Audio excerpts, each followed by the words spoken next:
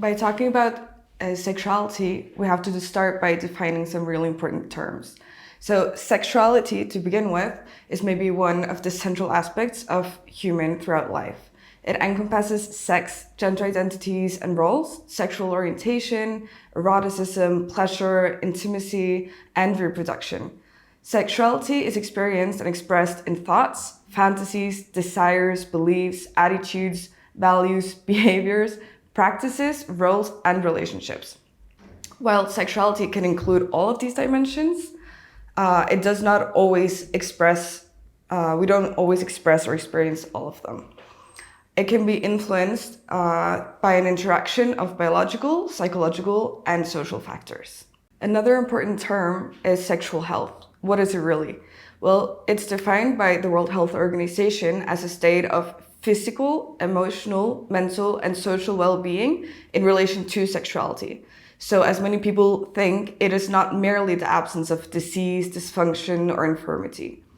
It does require a positive and respectful approach to sexuality and sexual relationships, as well as the possibility of having pleasurable and safe sexual experiences, free of coercion, discrimination, and violence. The sexual rights of all persons must be respected, protected, and fulfilled for sexual health to be attained and maintained. Lastly, sex is another important term to define. Like I mentioned before, we have sex, we have gender, and we have sexual orientation. But while talking about sex, it refers to the biological characteristics that define humans as female or male.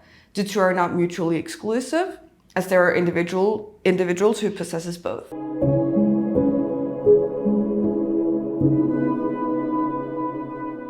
I'm sure you heard about sexology, but do you know what it really is? So it is the scientific study of human sexuality. It includes sexual behavior, sexual attraction, and sexual identity.